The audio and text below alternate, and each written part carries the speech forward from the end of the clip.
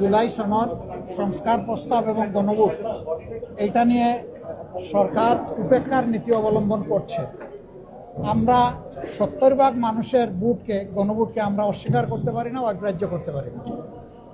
আজকে নবগঠিত এই জাতীয় সংসদের তৃতীয় কার্যদিবস ছিল। এর আগে 12 এবং 15 তারিখ আমরা বসেছিলাম, আর এবার এসে আমরা বসলাম আজকের এই দিনে।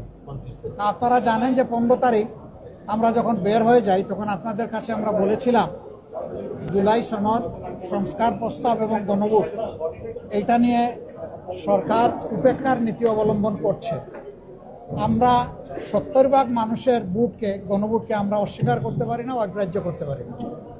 নির্বাচনের আগে জনগণের কাছে আমরা কথা দিয়েছি, জনগণকে আহ্বান জানিয়েছি, জনগণ সাড়া দিয়েছে। আমরা সেই দিন পয়েন্ট অফ অর্ডারের বিষয়টা উত্থাপন করলে মাননীয় স্পিকার বলেছিলেন যথারীতি নোটিশ সার্ভ করার জন্য।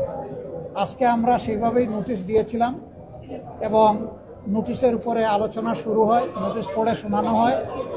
তারপরে অনেক বাধা এসেছে, আপনারা হয়তো দেখেছেন, স্বাভাবিকভাবে না দেখার কথা না, দফায় দফায় বাধা এসেছে।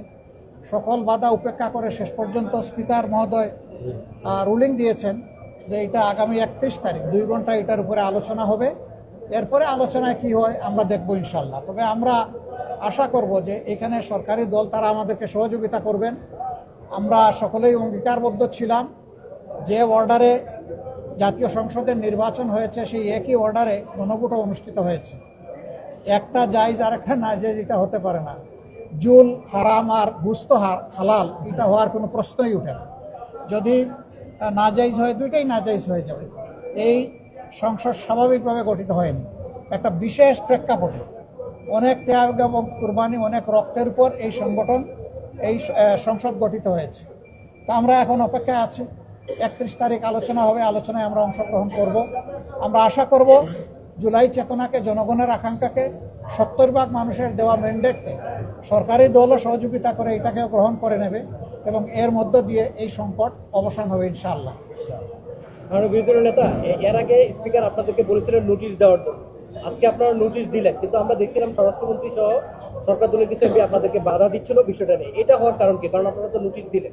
আসলে সমস্যা হয়েছে কি, এই সমস্ত বিষয়ে ব্যাখ্যা দিবেন আইনমন্ত্রী, না হয় দিবেন প্রধানমন্ত্রী। আমরা তো এই বিষয়টা প্রধানমন্ত্রীর কাছেই চাই। তো স্বরাষ্ট্রমন্ত্রী সাহেব প্রথম দিন থেকেই সব বিষয়ে তিনি নিজে একটা বক্তব্য রাখেন। এমনকি দুঃখজনক হলেও সত্য যে স্পিকারের রুলিং দেওয়ার পরেও তিনি কথা বলতে চান। এটা আসলে অনাকাঙ্ক্ষিত। আমরা তার মতো একজন জ্যেষ্ঠ অভিজ্ঞ পার্লামেন্টারিয়ানের কাছ থেকে আমরা আশা করি। Thank you. আপনাদের সবাইকে ধন্যবাদ।